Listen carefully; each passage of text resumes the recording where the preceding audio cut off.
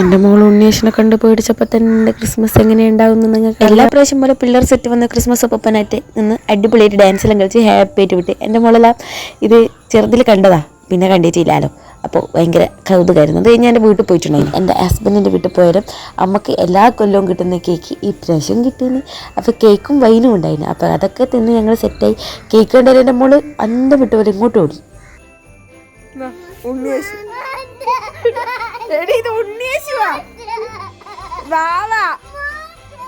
കുഞ്ഞിനെ പറഞ്ഞിട്ടും കാര്യമില്ല, ഉണ്ണീശിനെ കണ്ട് നമ്മൾ വരെ പേടിച്ചു കഴിഞ്ഞു. അപ്പോൾ ഇത് നമ്മൾ തട്ടിക്കൂട്ട് പുൽക്കൂട് ഉണ്ടാക്കിയതാണ്. ആരും പൊങ്കാലിടാൻ വരുന്നുണ്ടാട്ടോ. നമുക്ക് തന്നെ അറിയാം പ്രൊഫഷൻ ഇല്ലാന്ന്. പിന്നെ ഒരു ചെറിയ മോളാഗ്രഹത്തിൻ്റെ പേരിൽ നമ്മളൊരു മാതാവിനെയും പിതാവിനെയും ഉണ്ണീശിനെ ഉണ്ടാക്കി കൊടുത്തതാണ്. അങ്ങനെ ഇക്കൊല്ലത്തെ ക്രിസ്മസ് ഇതേപോലെ കഴിഞ്ഞു.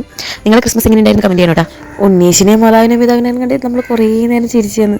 നമ്മളെ കൊണ്ട് ഇങ്ങനെയൊക്കെ ഉണ്ടാക്കാൻ പറ്റുമെന്ന് ഉണ്ടാക്കി വന്നപ്പോൾ മാതാവിനെയും പിതാവിനെയും കാട്ടിയും വലിയ ഉണ്ണീശമായിപ്പോയി. പിന്നെ വൈക്കോൽ ഏടും രാത്രി കിട്ടാൻ പോകുന്നില്ല. അപ്പോൾ നമ്മൾ ചകിരി വെച്ചിട്ട് പുൽക്കൂട് ഉണ്ടാക്കിയിട്ടുണ്ടായിരുന്നു.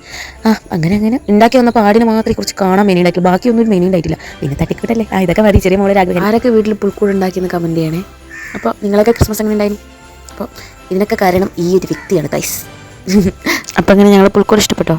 അപ്പോൾ ഹാപ്പി ക്രിസ്മസ്. ഉണ്ണീശ്വരൊക്കെ അറിഞ്ഞിട്ടുണ്ട് കേട്ടോ.